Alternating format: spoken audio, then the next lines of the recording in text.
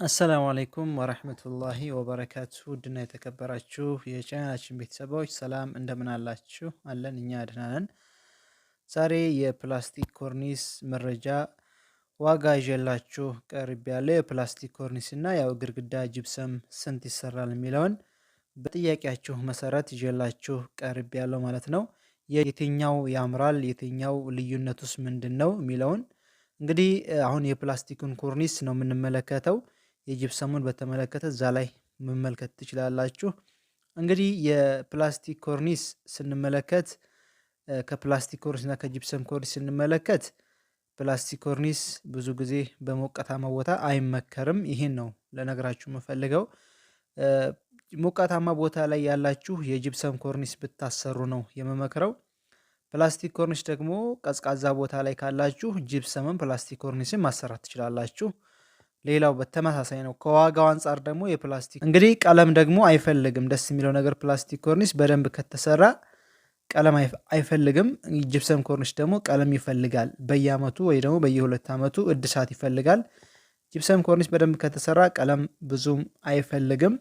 እንግዲህ እቃዎቹ ምን ናቸው የሚለውንም እንመለከታለን። እያንዳንዱ እቃ በካሬ ስንት እየተሸጠ ነው የሚለውን እንመለከታለን። እንዲሁም ደግሞ ከ60 እስከ 80 ቆርቆሮ ፕላስቲክ ኮርኒስ እና የግድግዳ ጅብሰም ቻክ ስንት ብር ይፈጃል የሚለውን በዝርዝር እንመለከታለን ማለት ነው።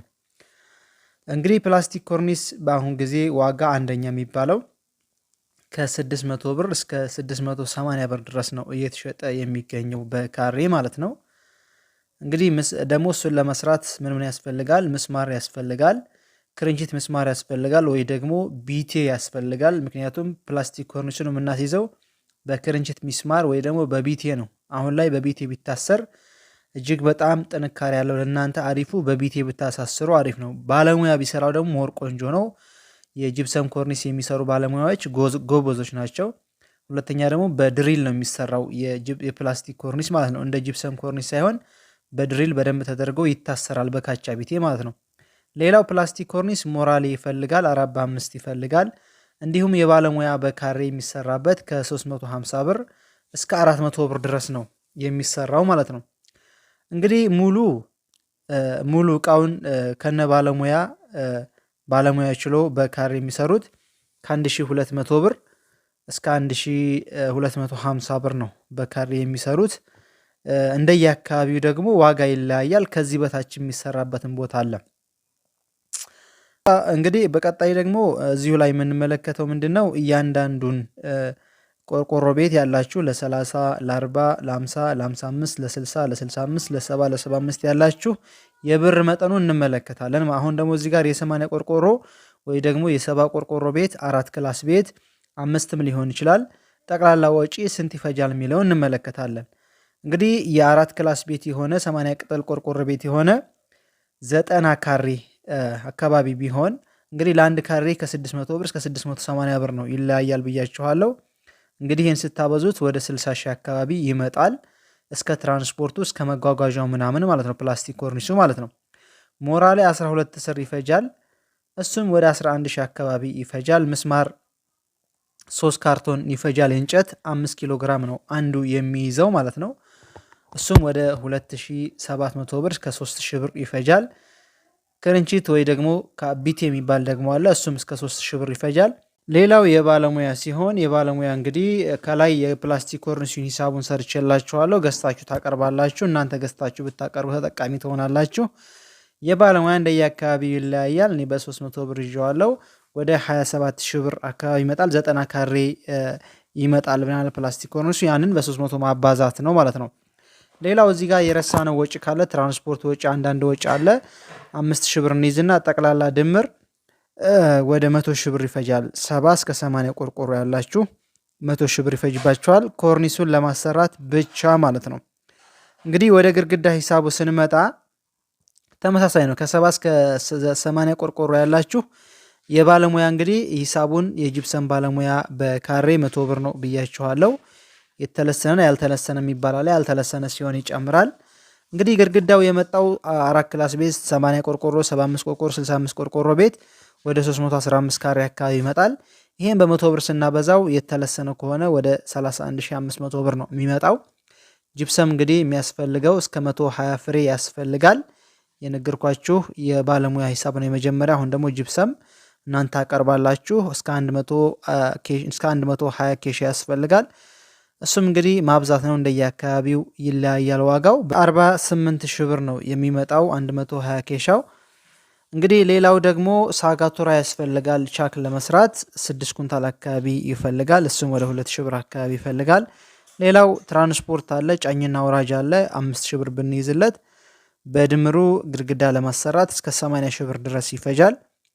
በድምሩ እንግዲህ ጠቅላላ እስከ 185 ሺህ ብር እስከ 190 ሺህ ብር ይፈጃል። ከ70 እስከ 80 ቆርቆሮ ያላችሁ ማለት ነው።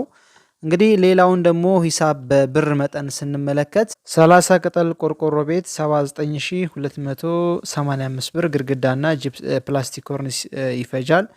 እንዲሁም ደግሞ 40 ቅጠል ቆርቆሮ ቤት ያላችሁ 105714 ብር አካባቢ ይፈጃል። ይሄ ተቃራቢ የሆነ ሂሳብ ነው። እንደያ ማሰራት ለምትፈልጉ እኔን ማናገር ትችላላችሁ። እኔ ራሴ እምሰራ ይሆናል።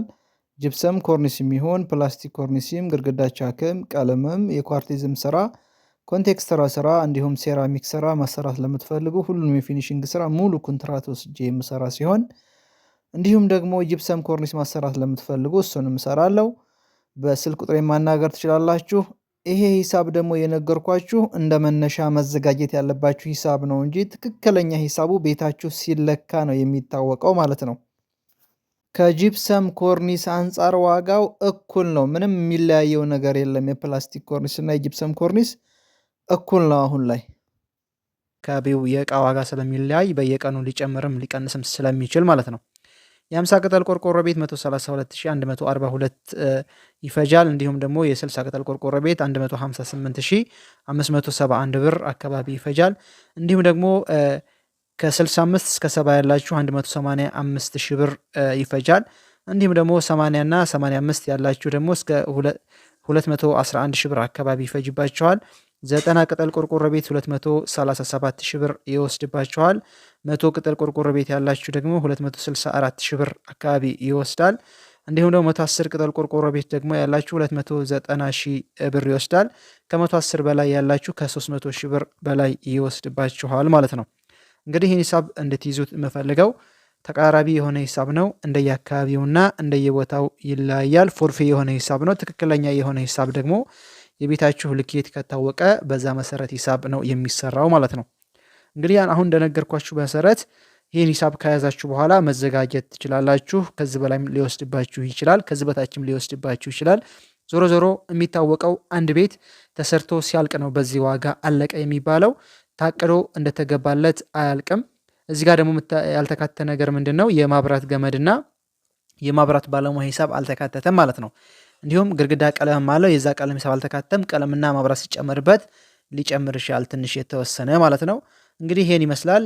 እዚህ ጋር ጂፕሰም ኮርኒስ ማየት የፈለጋችሁ መለስ ብላችሁ ወይ የመጀመሪያ ኮሜንት ላይ ተለቆላችኋል፣ እሱን ተመልከቱ። የዋጋው በጥሩ ባለሙያ ከተሰራ ጥንካሬ ያለው ውበትም በጥሩ ዲዛይን ከተሰራ ያምራል። ለሙቀት ሀገር ብዙ ጊዜ አይሆንም፣ ይረግብባችኋል። እንዲሁም ለቀዝቃዛ ቦታ ላይ ደግሞ በጣም ተመራጭ ነው ማለት ነው። ይህን ይመስላል።